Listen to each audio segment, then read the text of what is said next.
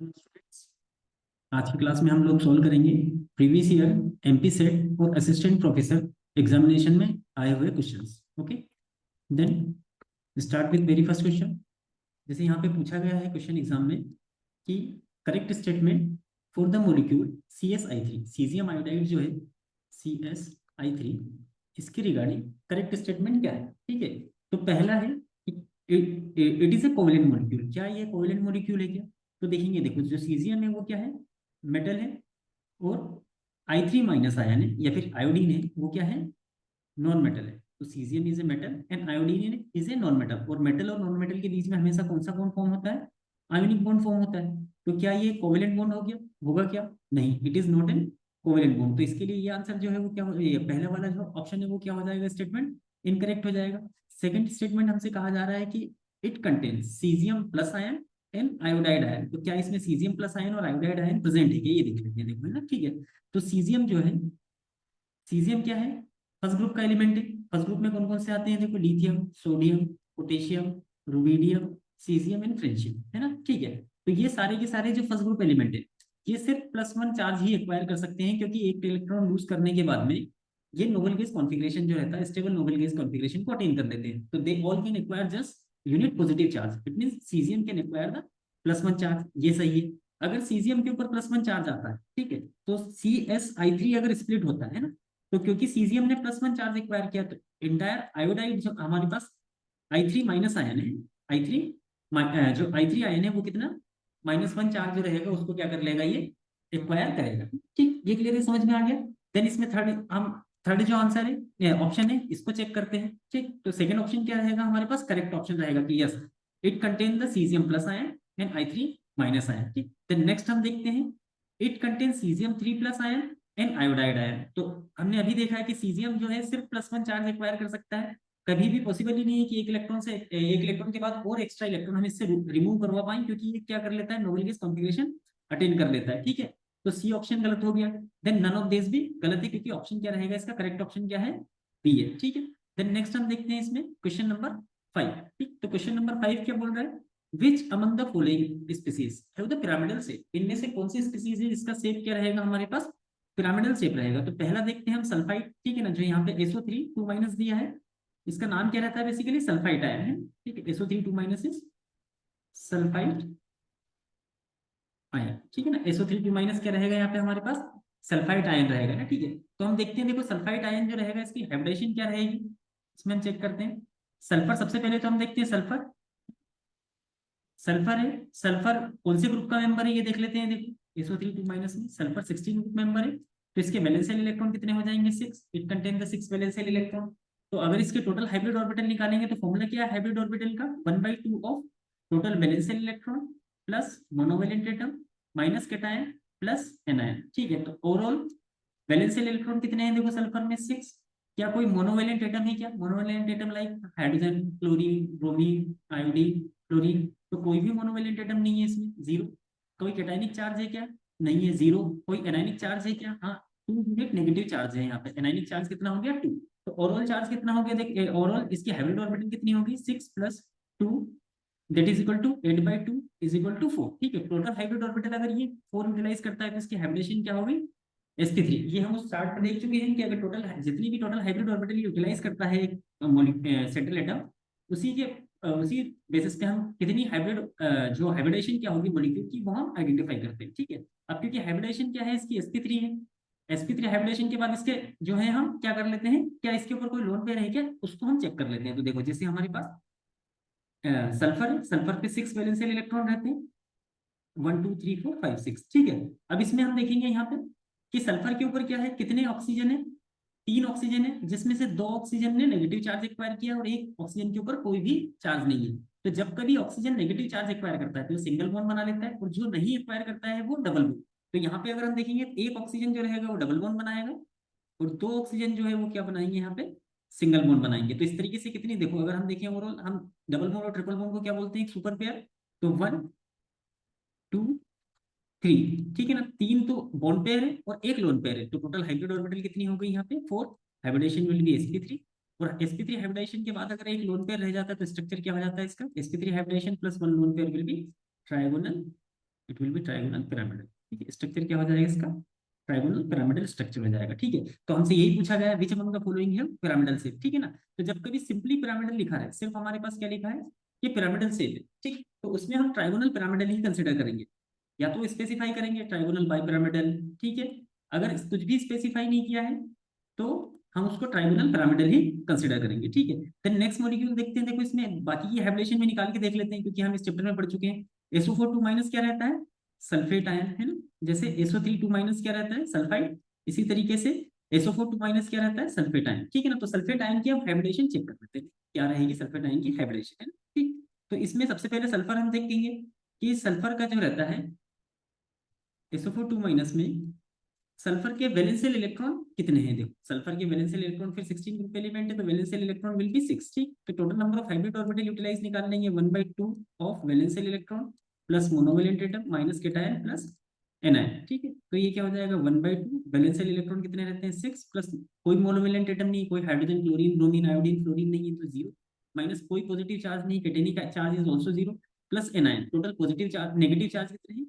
ठीक है, तो ओवरऑल क्या हो गया then 6 + 2 8/2 that is equal to 4। ठीक है ना, तो टोटल अगर हमारे पास हाइब्रिड ऑर्बिटल 4 रहती है तो हाइब्रिडेशन क्या हो जाती है इसकी, sp3 hybridisation will be sp3, इसकी हाइब्रिडेशन sp3 हो जाएगी। और अगर हाइब्रिडेशन sp3 है तो स्ट्रक्चर की इसकी ज्योमेट्री क्या होती है, टेट्राहेड्रल। अब एक बार के लिए फिर से देख लेते हैं। देखो सल्फर है, 6 वैलेंशियल इलेक्ट्रॉन है। ठीक, अब हमें पता है कि इसमें कितने 4 ऑक्सीजन है, तो 4 ऑक्सीजन में 2 ऑक्सीजन के ऊपर क्या है, नेगेटिव चार्ज है, तो जो नेगेटिव चार्ज ऑक्सीजन रहते हैं वो क्या बनाते हैं, सिंगल बॉन्ड बनाते हैं। और जो अब 4 में से 2 तो दो नेगेटिव चार्ज एक्वायर कर लिए, तो 2 क्या रहेंगे हमारे पास, न्यूट्रल ऑक्सीजन। तो जो ऑक्सीजन जिसके ऊपर कोई चार्ज नहीं रहता वो क्या करता है, डबल बॉन्ड फॉर्म करता है। ठीक है, तो यहाँ पे दोनों के दोनों सल्फर जो है, सल्फर के ऊपर जो 2 ऑक्सीजन है वो डबल बॉन्ड बना के रहेंगे, और 2 ऑक्सीजन जो रहेंगे वो सिंगल बॉन्ड, जो नेगेटिवली चार्ज ऑक्सीजन है सिंगल बॉन्ड बना के रहेंगे। तो क्योंकि इसके ऊपर कोई भी नेगेटिव चार्ज, कोई भी लोन पेयर ऑफ इलेक्ट्रॉन नहीं है, तो ये क्या रहेगा, रेगुलर ज्योमेट्री शो करेगा, दैट इज टेट्राहेड्रल। तो geometry of the molecule will be tetrahedral. ठीक है ना, इस मॉलिक्यूल की ज्योमेट्री क्या हो जाएगी, टेट्राहेड्रल हो जाएगी। तो इसकी हाइब्रिडेशन अगर हम देखें तो हाइब्रिडेशन क्या हो जाएगी, 1 2 3 4, 4 सिग्मा बॉन्ड, ये जो पाई बॉन्ड है वो क्या कहलाते हैं, सुपर पेयर कहलाते हैं। तो 1 2 3 4 there are 4 hybrid orbital without lone pair, sp3 and tetrahedral. ठीक है, इसके बाद नेक्स्ट मॉलिक्यूल देखते हैं। देखो कौन सा दिया है ऑप्शन में हमारा, इंडियम टेट्राक्लोराइड 2 आयन। ठीक है ना, हमें क्या दिया, InCl4 2 आयन। ठीक, तो इसको एक बार के लिए देख लेते हैं। देखो InCl4 2 आयन। ठीक, तो इंडियम किस ग्रुप का मेंबर है, सबसे पहले तो देखते हैं। देखो इंडियम क्या है हमारे पास, 13 ग्रुप का एलिमेंट है, boron, aluminium, gallium, indium and thallium. क्योंकि ये 13 ग्रुप एलिमेंट है तो इसके ऊपर वैलेंशियल इलेक्ट्रॉन कितने रह जाएंगे हमारे पास, 3। इंडियम है 3 वैलेंशियल इलेक्ट्रॉन, इंडियम के पास कितने, 3 वैलेंशियल इलेक्ट्रॉन है। अब अगर देखें देखो इसको, तो ये किस फॉर्म में रहता है, इंडियम जो है ना InCl3 बनाता है। और जब कभी ये एक Cl- को Cl, क्योंकि ये लुईस एसिड 13 ग्रुप जो एलिमेंट रहते हैं उनके हेलाइड्स और हाइड्राइड लुईस एसिड की तरह काम करते हैं, क्योंकि इनका ऑक्टेट कंप्लीट नहीं रहता है। अगर हम देखें ना तो 3 वैलेंशियल इलेक्ट्रॉन इसके हैं, 3 मोनोवैलेंट एटम के इलेक्ट्रॉन कंबाइंड में, तो टोटल 6 इलेक्ट्रॉन हुए इसके पास, तो ऑक्टेट इनकम्प्लीट है। तो ये I- को ऐड करके InCl4 माइनस फॉर्म कर लेता है। ठीक है ना, तो यहाँ पे एक जो मिस्टेक है वो है कि 2 आयन नहीं होना चाहिए था, इसके ऊपर होना चाहिए था InCl4-। ठीक है ना, तो ये InCl4 2 नहीं रहेगा, InCl4- रहेगा। ठीक है, ये टाइपोलॉजिकल एरर है इस क्वेश्चन की। देन देखेंगे इसमें हम, अगर हमारे पास इस मॉलिक्यूल का हम हाइब्रिडेशन अगर निकालना चाहे तो फिर से हम total number of hybrid orbital कितनी यूटिलाइज की ये देख लेते हैं, 1/2, टोटल वैलेंशियल इलेक्ट्रॉन इज 3। ठीक है, plus total monovalent atom is 4, minus cation, कोई केटायन नहीं है 0, minus plus total number of anion 1 unit positive charge. ठीक है, तो ओवरऑल क्या वैल्यू होगी इसकी, 43718 8/2 इज इक्वल टू 4। अगर 4 हमारे पास क्या है, टोटल हाइब्रिड ऑर्बिटल है। ठीक है, if there are 4 total hybrid orbital then hybridisation will be sp3। और हमें पता है इस पे कोई लोन पेयर ऑफ इलेक्ट्रॉन नहीं है, क्योंकि I- ऑलरेडी ये इलेक्ट्रॉन डेफिशिएंट था Cl- के फॉर्म में, इससे अगर बॉन्ड फॉर्म कर रहा है तो कोऑर्डिनेट बॉन्ड फॉर्म कर रहा होगा, है ना। ठीक है, बॉन्ड लोन एक लोन पेयर शेयर करके वैकेंट ऑर्बिटल में, तो ये क्या हो जाएगा हमारे पास, रेगुलर टेट्राहेड्रल ज्योमेट्री। इसका स्ट्रक्चर और ज्योमेट्री क्या हो जाएगी, रेगुलर टेट्राहेड्रल। और अगर स्ट्रक्चर देखेंगे तो क्या हो जाएगा, 3 आयोडाइड आयन तो रेगुलर बॉन्ड फॉर्म करेंगे इसके, है ना। और एक आयोडाइड आयन जो रहेगा वो Cl, 3 क्लोराइड आयन जो रहेंगे वो तो क्या करेंगे, रेगुलर बॉन्ड फॉर्म करेंगे। और एक Cl जो रहेगा वो कोऑर्डिनेट बॉन्ड फॉर्म करेगा। अगर हम कोवेलेंट बॉन्ड की फॉर्म में रिप्रेजेंट करते हैं तो नेगेटिव चार्ज इस कॉम्प्लेक्स के ऊपर लगा देंगे। ठीक है, देन इसके बाद हम देखते हैं नेक्स्ट हमारे पास है फॉस्फोरस हेक्साक्लोराइड माइनस आयन, ठीक है ना। ऑप्शन डी जो है वो क्या है, फॉस्फोरस हेक्साक्लोराइड माइनस आयन। तो फॉस्फोरस हेक्साक्लोराइड PCl6 माइनस को हम देख लेते हैं, देखो ठीक है, इसकी हाइब्रिडाइजेशन और स्ट्रक्चर क्या रहेगा इस एनायन का। हम यहाँ पे देखें, देखो सबसे पहले फॉस्फोरस देखते हैं। फॉस्फोरस 15 ग्रुप एलिमेंट है, ठीक है, nitrogen, phosphorus, arsenic, antimony, bismuth, ठीक है। तो इसके वैलेंशियल इलेक्ट्रॉन कितने हो जाएंगे फॉस्फोरस के, क्योंकि 15 ग्रुप एलिमेंट है, वैलेंशियल इलेक्ट्रॉन विल बी 5, ठीक है। तो इसका अगर हाइब्रिडेशन निकालना चाहेंगे तो hybridisation, total number of hybrid orbital utilise is equal to 1/2 of total वैलेंशियल electron, that is 5। वैलेंशियल electron 5 utilise कर रहा है। देन क्लोराइड आयन जो है वो क्या है, मोनोवेलेंट। क्लोराइड जो है वो क्या है, मोनोवेलेंट एटम है, मतलब ये सिंगल बॉन्ड बनाता है। तो ये क्या हो जाएंगे 5 प्लस, क्या किसी तरह का कैटायनिक चार्ज है क्या इस पे, सॉरी इसमें नेगेटिव आएगा। क्या किसी तरह का कैटायनिक चार्ज है क्या इसके ऊपर, नहीं, कोई कैटायनिक चार्ज नहीं है, ठीक। सिर्फ इसके ऊपर क्या है, नेगेटिव चार्ज है, दैट इज एनायनिक चार्ज है ना, ठीक है। कोई कैटायनिक चार्ज इसके ऊपर नहीं है। तो इसमें हम देखेंगे अब कि क्या कोई कैटायनिक चार्ज है इसके ऊपर, cationic charge is 0। Then anionic charge है क्या, हाँ है, 1 यूनिट एनायनिक चार्ज, ठीक। ओवरऑल कितना हो जाएगा, 6 + 1 7 5 12, ठीक है, 12/2 दैट इज इक्वल टू 6। अगर हमारे पास क्या रहता है, टोटल हाइब्रिड ऑर्बिटल यूटिलाइज 6 होती है, ठीक है। तो 6 में क्या होगा, एक s की, 3 p की और रिमेनिंग d की, मतलब 3 + 1, तो कितना रहेगा remaining 4। 6 - 4 is equal to 2, that is sp3d2। अगर हाइब्रिडाइजेशन हमारे पास sp3d2 है और किसी तरह का कोई लोन पेयर नहीं है, देखो ऑलरेडी हम देखें तो फॉस्फोरस के ऊपर 5 वैलेंशियल इलेक्ट्रॉन है ना, 1 2 3 4 5, ठीक है ना, 5 वैलेंशियल इलेक्ट्रॉन इसके ऊपर है।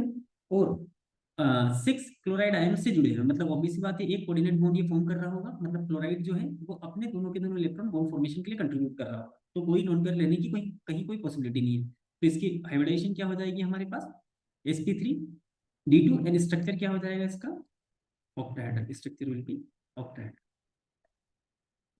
रेगुलर ऑक्टाहेड्रल इसकी स्ट्रक्चर एंड ज्योमेट्री हो जाएगी इस मॉलिक्यूल की, ठीक है, जो आयन। तो इस तरीके से एनायंस की हम क्या कर सकते हैं, ज्योमेट्री को आइडेंटिफाई कर सकते हैं इस फॉर्मूले की हेल्प से, ठीक है ना। एनायन में अगर ये फॉर्मूला याद नहीं है तो थोड़ी सी प्रॉब्लम आती है, आपको स्ट्रक्चर पता होना चाहिए फिर मॉलिक्यूल का। सिंपली अगर देखिए PCl6 माइनस बनता कैसे, PCl5 है, जब ये Cl माइनस को गेन कर लेता है तो PCl6 बना लेता है, ठीक है ना। PCl6 माइनस जो है ये मॉलिक्यूल एनायन जो है ये फॉर्म कर लेता है। देन नेक्स्ट क्वेश्चन हम देखते हैं, इसमें थोड़ा सा DF कोऑर्डिनेशन वाला जो चैप्टर है उसके कुछ पार्ट को भी इन्होंने कंबाइन किया है, तो उसको थोड़ा सा हम देख लेंगे। यहाँ पे अगर देखें तो पहला मॉलिक्यूल जो है हमारे पास वो क्या है, coordination complex AgNH3 whole twice plus है, ठीक है ना। ये बेसिकली क्या है, अमोनिक, जब हम क्या करते हैं एक्वस सॉल्यूशन ऑफ अमोनिया में सिल्वर नाइट्रेट को ऐड कर देते हैं, ठीक है, तो ये सॉल्यूशन बनता है ammoniacal silver nitrate solution, that is called Tollens reagent है। ये क्या है हमारा, टॉलेंस रिएजेंट है। तो इसमें टॉलेंस रिएजेंट जो है इसकी हाइब्रिडाइजेशन देख लेते हैं सबसे पहले क्या रहेगी। वैसे तो साफ साफ दिख रहा है कि ये सेंट्रल एटम है और ये 2 बॉन्ड फॉर्म कर रहा है, तो इससे 2 बॉन्ड फॉर्म कर रहा है, तो अगर 2 बॉन्ड रहेंगे तो एक एस का एक पी का, sp हाइब्रिडाइजेशन, ठीक है। इन जनरल अगर हम ऑब्जर्वेशन बेसिस पे देखना चाहें तो कितनी ऑर्बिटल यूटिलाइज करता है उसके बेसिस पे निकाल सकते हैं। देखो यहाँ पे कितने 2 हैं, तो लेकिन हेड एंड ट्रायल मेथड रहती है, वो कभी रिस्क नहीं लेनी चाहिए, पहले निकाल के देख लो एक बार के लिए, ठीक। देन तो वैसे अगर देखें तो देखो इसमें 2 ऑर्बिटल यूटिलाइज की, मतलब पॉसिबिलिटी sp की है। इसमें 5 ऑर्बिटल यूटिलाइज की, मतलब ये 5 लिखा FeCO होल 5, मतलब 5 ऑर्बिटल यूटिलाइज करेंगे तो sp3d, ठीक है। यहाँ पे कितनी ऑर्बिटल यूटिलाइज की, 3 यूटिलाइज की, ठीक है। अगर आपको वैलेंशियल इलेक्ट्रॉन पता है इसके कि टोटल 7 रहते हैं, 7 - 3 4 रिमेनिंग रहेंगे, मतलब 2 नंबर 3 + 2 = 5 sp3d, ठीक है। इसे डायरेक्टली निकाल सकते हैं अगर आपको पता है तो, लेकिन कभी भी रिस्क नहीं लेना चाहिए अगर आपको नहीं पता है, वैलेंशियल इलेक्ट्रॉन वाला कॉन्सेप्ट नहीं पता है, तो डायरेक्टली निकालने की गलती कभी नहीं करना चाहिए कि हमें हमेशा ऑर्बिटल ड्रॉ करके और फिर उसका हाइब्रिडेशन निकालें तो ज्यादा बेटर है, ठीक है। तो हम देखेंगे, देखो टॉलेंस रीजन को किस तरीके से हम टॉलेंस रीजन जो रहेगा उसका हाइब्रिडेशन निकालते हैं, या फिर कोऑर्डिनेशन कॉम्प्लेक्स का हाइब्रिडेशन कैसे निकालते हैं, ठीक है। इसको एक बार के लिए हम चेक कर लेते हैं, ठीक। देखेंगे, देखो टॉलेंस रीजन क्या होता है, AgNH3 होल ट्वाइस प्लस, ठीक है। इसमें सिल्वर है, सिल्वर का सबसे पहले हमें क्या देखना रहता है, वैलेंशियल इलेक्ट्रॉनिक कॉन्फिगरेशन। तो वैलेंशियल इलेक्ट्रॉनिक कॉन्फिगरेशन में इनर नोबल गैस कॉन्फिगरेशन हो जाएगा, क्रिप्टन 4d10 5s1, ठीक है। अब इसमें अगर ऑक्सीडेशन स्टेट देखें तो +1 है, ठीक? तो +1 में क्रिप्टन 4d10 और 5s0, तो 5s और 5p ऑर्बिटल इसकी क्या पड़ी है, खाली पड़ी है। तो अब क्या करेंगे, देखो ये 5s ऑर्बिटल हो गई और ये 5p ऑर्बिटल हो गई, तो यहाँ पे हमने देख लिया 5s और ये हो गई हमारे पास 5p। अब 5s और 5p सिल्वर प्लस आयन की वेकेंट है, और अमोनिया के कितने आयन है हमारे पास, 2 आयन यहाँ पे अमोनिया के हमारे पास अवेलेबल है, तो ये दोनों के दोनों एक s और एक p ऑर्बिटल को यूटिलाइज कर लेंगे। तो हाइब्रिडाइजेशन क्या हो जाएगी इसकी, the hybridisation of Tollens reagent that is AgNH3 whole twice plus, ठीक है ना, इसको हम क्या बोल देते हैं, टॉलेंस रिएजेंट, ठीक है। कॉम्प्लेक्स कब बनता है, जब हम एक्वस सॉल्यूशन ऑफ अमोनिया में सिल्वर नाइट्रेट को ऐड कर देते हैं, ठीक है, तो इसकी हाइब्रिडेशन क्या हो जाएगी Sp, ठीक। देन तो फर्स्ट जो है हमारे पास, इसके लिए क्या हो जाएगा हमारे पास, अगर हम ऑप्शन देखें, इसका ऑप्शन मैच करें, तो फर्स्ट के लिए जो ऑप्शन रहेगा, ये फर्स्ट है, फर्स्ट के लिए Sp सिर्फ हमारे पास एक ही है, बी, तो फर्स्ट का बी देख लेते हैं, देखो हो सकता है किसी एक में ही दिया हो।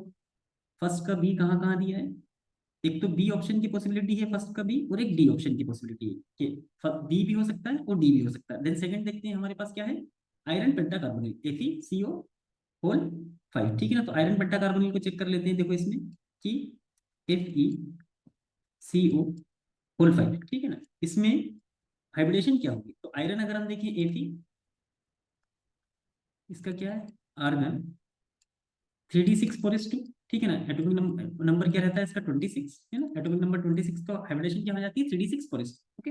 देन इसमें जीरो ऑक्सीडेशन स्टेट है इसकी, और CO एक स्ट्रॉन्ग फील्ड लिगेंड है। उन सारे पैरामीटर्स को हम ध्यान में रखते हुए इसका ऑर्बिटल डायग्राम ड्रॉ कर लेते हैं, ठीक है। तो Fe का ऑर्बिटल देखेंगे तो 3d6 1 2 3 4, ठीक है, ये 3d6 हो गया, और ये 4s2 एंड 4p0, ये क्या हो जाएगा 4p0। अब देखिए सिंस 1 2 3 4 5 6, ठीक है ना, और 4s2, since CO is strong field ligand it bring out pairing in the inner orbital, तो ये इलेक्ट्रॉन पेयर क्या हो जाएंगे यहाँ पे, पेयर्ड अप हो जाएंगे सारे के सारे। कितने होंगे टोटल ओवरऑल इलेक्ट्रॉन कितने हैं, 8 है, 1 2 3 4 5 6 7 8, ठीक है ना, ये सारे के सारे इलेक्ट्रॉन क्या हो जाएंगे, पेयर्ड अप हो जाएंगे। लेकिन क्या ये वाले इलेक्ट्रॉन भी पेयर्ड अप होंगे क्या, नहीं, ठीक है ना। इनर ऑर्बिटल ध्यान रखना कि ये क्या होती है T2G और EG में टूट जाती है।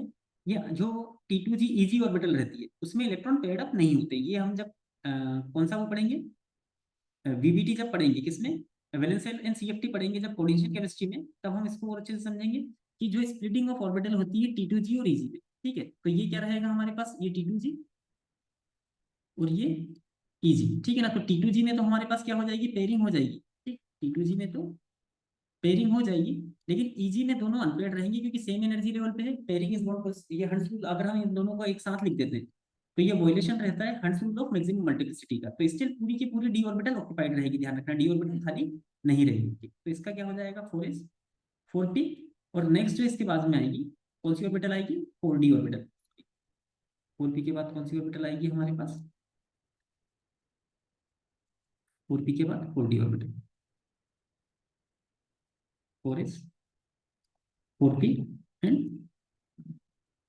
4d, 4s 4p and 4d orbital, ठीक है। तो यहाँ पे देखिए 5 कार्बोनिल ग्रुप है, कार्बोनिल ग्रुप कितने हो जाएंगे यहाँ पे 5, 1 2 3 4 5, ठीक है। तो कौन कौन सी इसने ऑर्बिटल यूटिलाइज की है, एक S यूटिलाइज की है, 3 P यूटिलाइज की है, 1 2 3, ठीक है ना, और एक D यूटिलाइज की है, तो sp3d1 that is sp3d hybridisation, ठीक है ना। इसकी हाइब्रिडेशन क्या हो जाएगी sp3d। तो अब देख लेते हैं हमारे पास जो ऑप्शन अवेलेबल है उसमें कौन सा ऑप्शन रहेगा sp3d में, ठीक।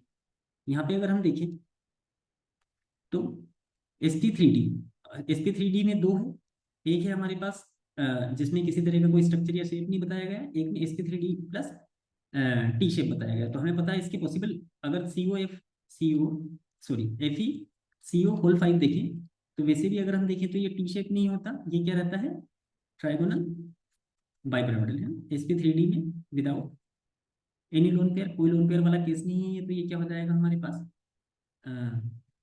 इट विल बी sp3, ये टी शेप नहीं रहेगा, इट मीन इसका ऑप्शन क्या हो जाएगा हमारे पास सेकंड का ए, ठीक है ना। तो हम देख लेते हैं सेकंड का ए कहाँ है, सेकंड का ए एक तो बी में है और डी में सेकंड का सी है, तो इसका ऑप्शन आंसर क्या हो जाएगा, वैसे बी हो जाएगा। बाकी भी हाइब्रिडेशन हम निकाल के देख लेते हैं, जैसे ऐसे sp(F6 - का क्या रहेगा ये देख लेते हैं ना, ठीक है। तो sp में हम देखें तो देखो एंटीमनी है, ठीक है, एंटीमनी को अगर हम चेक करें ये पे देख लेते हैं, एंटीमनी जो है वो किसका है, sp(F6 - एंटीमनी जो है वो नाइट्रोजन फैमिली का है, nitrogen phosphorus arsenic antimony and bismuth, ठीक है। तो ये नाइट्रोजन फैमिली का है, मतलब 15 ग्रुप एलिमेंट का है, इसमें वैलेंशियल इलेक्ट्रॉन कितने रहेंगे 5, इट कंटेन द 5 वैलेंशियल इलेक्ट्रॉन। तो 5 वैलेंशियल इलेक्ट्रॉन रहेंगे तो हाइब्रिडेशन कैसे निकालेंगे, total hybrid orbital is equal to total वैलेंशियल electron that is 5 plus total monovalent atom that is 6 minus के time that is 0 plus anion that is equal to 1। ठीक, तो overall कितना हो जाएगा 5 plus 6, 5 + 6 is equal to 11 + 1 12, 12/2 is equal to 6। ठीक है ना, overall कितना हो गया देखो यहाँ पे हमारे पास कि इसने कितनी हाइब्रिड ऑर्बिटल यूटिलाइज की है 6, कोई लोन पेयर ऑफ इलेक्ट्रॉन नहीं है। ठीक है, तो हाइब्रिडेशन क्या हो जाएगी इसकी 6 ऑर्बिटल यूटिलाइज करेगा, मतलब एक एस की 3 पी की और 2 डी की, तो sp3d2 2 + 3 1 5 1 6। ठीक है ना, sp3d2 कहाँ पे है हमारे पास डी, तो फोर्थ का क्या आना चाहिए डी। ठीक है, क्या इसमें फोर्थ का डी आ रहा है, हाँ फोर्थ का डी भी आ रहा है। फिर हम देखते हैं देखो IF7 वैसे तो हम देख चुके हैं, कहा भी था मैंने IF7 बहुत ज्यादा पूछा जाता है हमसे। ठीक है, तो IF7 में आयोडीन देखें, आयोडीन क्या है हमारे पास 17 ग्रुप एलिमेंट है, तो इसका वैलेंशियल इलेक्ट्रॉन कितना है, total number of वैलेंशियल electron is equal to 7 plus total monovalent atom is equal to 7, fluoride है, minus cation 0 plus anion 0, 14/2 is equal to कितना हो गया टोटल 7, क्योंकि 7 वैलेंशियल 7 हाइब्रिड ऑर्बिटल यूटिलाइज कर रहा है। हाइब्रिडेशन क्या हो जाएगी इसकी sp3d3, hybridisation will B sp3d3। इसका क्या हो जाएगा हमारे पास फिफ्थ का ई, फिफ्थ का हो गया हमारे पास ई। अब हमारे पास बचा किसका है, थर्ड का हमने छोड़ दिया कि ClF3 की हाइब्रिडेशन क्या रहेगी, उसका स्ट्रक्चर क्या रहेगा। देखो उसमें हाइब्रिडेशन भी पूछी गई है और स्ट्रक्चर भी पूछा गया, तो एक बार के लिए हम ClF3 का और निकाल के देख लेते हैं। ठीक है ना, कि ClF3 का क्या रहेगा, है ना। ठीक, ClF3 अगर हम चेक करें यहाँ पे ClF3, ठीक है, तो क्लोरीन को देखें तो क्लोरीन जो है हमारे पास 17 group element that is fluoro fluoro bromo iodo, है ना। ठीक है, क्लोरीन क्या है हमारे पास 17 ग्रुप एलिमेंट, वैलेंशियल इलेक्ट्रॉन कितने हो जाएंगे इसके, valential electron of the chlorine is 7। ठीक है, तो इसका हम देखेंगे total hybrid orbital utilise equal to 1/2 plus valential electron that is 7 plus monovalent atom कितने हैं इसमें 3, क्लोरीन के 3, minus cation that is equal to 0 plus anion that is 0। ठीक है, किसी तरह का कोई कैटायन और एनायन नहीं, तो ओवरऑल क्या होगा 10/5 that is, sorry 10/2 that is 5 orbital utilise. ठीक है ना, तो टोटल हाइब्रिड ऑर्बिटल यूटिलाइज कितनी की इसने 5। ठीक, तो 5 ऑर्बिटल यूटिलाइज की, मतलब इसकी हाइब्रिडेशन क्या हो जानी चाहिए sp3d। ठीक है ना, कैसे काउंट करेंगे हम, एक s ऑर्बिटल यूटिलाइज की 3p, तो टोटल ऑर्बिटल कितनी होगी 3 + 1 4।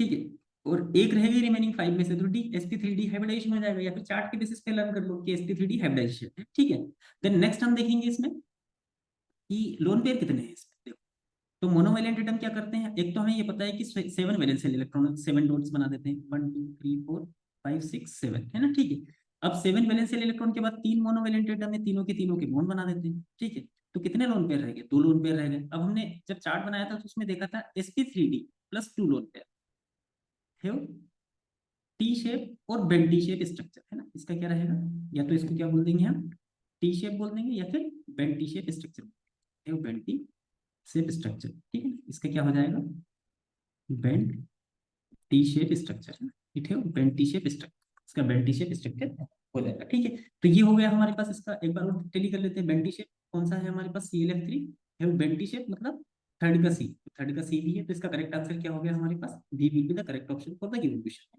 ठीक, देन ये पूरे लगभग सारे क्वेश्चन हमारे VACPR बेस्ड है, और हम ऑलरेडी बहुत अच्छे से इनको पढ़ चुके हैं। ठीक है, तो एक बार के लिए इनकी हेल्प से एक बार और क्या करना, पूरे चार्ट को रिवाइज कर लेना। ठीक, और एक बार से फिर से सभी की प्रैक्टिस करके देख लेना। ठीक है ना, देन आप देखेंगे देखो नेक्स्ट हम जो नेक्स्ट क्वेश्चन है हमारे पास, hybridisation of carbon in triplet state. ठीक है, सबसे पहले तो समझते हैं कार्बन क्या होती है। ठीक है, फिर उसका ट्रिपलेट स्टेट और सिंगलेट स्टेट का क्या मतलब है। ठीक है, कार्बन का ट्रिपलेट स्टेट ये जो है, ये असिस्टेंट प्रोफेसर जो हुआ था एग्जामिनेशन उसका क्वेश्चन है कि हाइब्रिडाइजेशन कार्बन की क्या होगी ट्रिपलेट स्टेट में। तो कार्बन क्या होता है, देखो कार्बन के ऊपर 2 सिग्मा बॉन्ड बने रहना प्लस एक लोन पेयर रहना। ठीक है ना, और ये कार्बन किस रिएक्शन का इंटरमीडिएट है, जो रिमर टिमर रिएक्शन रहती है, जो बहुत इंपॉर्टेंट रिएक्शन है सिलिसाइल एल्डिहाइड बनाने के लिए, रिमर टिमर रिएक्शन, उसमें as a Reimer Tiemann reaction में किसकी तरह काम करता है, ये as a attacking reagent electrophile की तरह वर्क करता है कार्बन, है ना। ठीक है, ऐसे इलेक्ट्रोफाइल।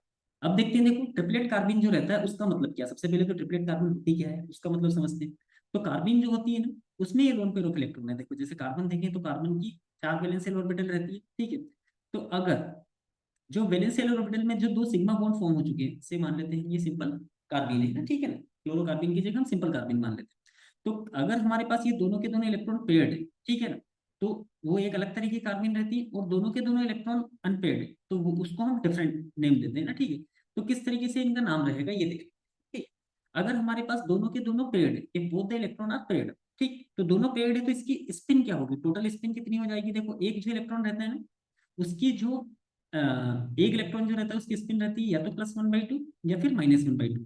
तो अगर क्लॉकवाइज की हम क्या मान लेंगे +1/2, तो एंटी क्लॉकवाइज की क्या हो जाएगी -1/2। ठीक, तो टोटल स्पिन काउंट करेंगे तो क्या करेंगे, फर्स्ट वाले केस में इसको केस ए मान लेते हैं। ए केस में अगर आप टोटल स्पिन काउंट करोगे तो क्या हो जाएगी +1/2 -1/2। तो टोटल स्पिन क्या हो जाएगी इसकी +1/2 -1/2 = 0। ठीक है, टोटल स्पिन क्या होगी इसकी 0 हो गई। अब इसकी स्पिन मल्टीप्लिसिटी निकालते हैं, तो स्पिन मल्टीप्लिसिटी कैसे निकालते हैं हम, 2s+1। ठीक है, 2s+1। ठीक है, और s क्या है यहाँ पे हमारे पास टोटल स्पिन। ठीक है, ये क्या कहलाती है स्पिन मल्टीप्लिसिटी, स्पिन मल्टीप्लिसिटी। तो अब इसकी स्पिन मल्टीप्लिसिटी देखते हैं, केस ए में जो है स्पिन मल्टीप्लिसिटी क्या हो जाएगी, टोटल स्पिन कितनी है इसकी 0। इट मींस एस की वैल्यू कितनी पुट करेंगे हम 0, दैट इज 2 × 0 + 1 = स्पिन मल्टीप्लिसिटी। तो ओवरऑल क्या हो जाएगी इसकी स्पिन मल्टीप्लिसिटी = 1। तो अगर स्पिन मल्टीप्लिसिटी क्या आती है 1 आती है, तो इसको बोलते हैं हम सिंगलेट कार्बन। इसको हम क्या बोल देते हैं, singlet carbon. It is called singlet carbon. इस केस में इसको हम क्या बोल देंगे, सिंगलेट कार्बन बोल देंगे। इसकी स्पिन मल्टीप्लिसिटी क्या आ रही है, सिंगलेट कार्बन, क्योंकि इसकी स्पिन मल्टीप्लिसिटी है 1। ठीक है, अब हम देखते हैं, देखो ट्रिपलेट कार्बन क्या होती है, इसको हम बोल देते हैं केस बी। इसमें ट्रिपलेट कार्बन क्या होता है, ठीक है, केस बी हमारे पास क्या हो जाएगा, ये जो केस है ये केस बी है, जिसमें स्पिन सेम। ध्यान रखना, मतलब इनकी इलेक्ट्रॉन जो रहेंगे, इलेक्ट्रॉन जो दोनों लोन पेयर ऑफ इलेक्ट्रॉन है, इसमें जो दोनों इलेक्ट्रॉन है उनकी स्पिन सेम आएगी। तो सबसे पहले टोटल स्पिन देखते हैं। Total spin of electron = 1/2 + 1/2, that is equal to 1। Total spin 1 हो गई। अब स्पिन मल्टीप्लिसिटी अगर इसकी निकालें, स्पिन मल्टीप्लिसिटी, तो स्पिन मल्टीप्लिसिटी का फॉर्मूला क्या रहता है, 2s+1, that is 2 × 1 + 1, that is equal to 3। तो इस केस में क्योंकि स्पिन मल्टीप्लिसिटी 3 आ रही है, तो इसलिए 3 का मतलब ट्रिपलेट, तो इसका नाम हो जाता है ट्रिपलेट कार्बन। ठीक है, अब सिंगलेट कार्बन और ट्रिपलेट कार्बन की हाइब्रिडाइजेशन को निकालने की कोशिश करते हैं। ठीक है, ट्रिपलेट कार्बन में जो हाइब्रिड ये ऑर्बिटल जो है, ये दोनों की दोनों ऑर्बिटल अनहाइब्रिडाइज्ड ऑर्बिटल। ध्यान रखना, ठीक है ना, क्योंकि दोनों के दोनों ओवरलैपिंग में पार्टिसिपेट नहीं कर रहे हैं, ये दोनों के दोनों इलेक्ट्रॉन अनपेयर्ड है। ठीक है, तो लोन पेयर ऑफ इलेक्ट्रॉन की तरह कंसिडर नहीं किया जाते, और lone electron does not lone electron are not present in the overlap orbital. Overlapping orbital जो रहती है, जो ओवरलैप हो जाती है, जो हाइब्रिड ऑर्बिटल रहती है, उनमें लोन इलेक्ट्रॉन प्रेजेंट नहीं रहते। Single electron are not present in the hybrid orbital. तो ये अनहाइब्रिडाइज्ड ऑर्बिटल कहलाएगी दोनों की दोनों, क्योंकि ये अनहाइब्रिडाइज्ड ऑर्बिटल। तो ट्रिपलेट कार्बन में कितने सिग्मा बॉन्ड बने, देखो 1 2, क्योंकि सिर्फ 2 सिग्मा बॉन्ड है। तो 2 सिग्मा बॉन्ड है मतलब 2 हाइब्रिड ऑर्बिटल है, मतलब s और p, तो हाइब्रिडेशन विल बी sp। इस केस में हाइब्रिडेशन क्या हो जाएगी, sp हो जाएगी। वहीं पे अगर हम देखेंगे ट्रिपलेट कार्बन, अगर हम किसको चेक करें, ट्रिपलेट कार्बन को, तो यहाँ पे क्योंकि स्पिन मल्टीप्लिसिटी क्या है हमारे पास, अपोजिट डायरेक्शन में इलेक्ट्रॉन पेयर प्रेजेंट है, तो it is present in the hybrid orbital.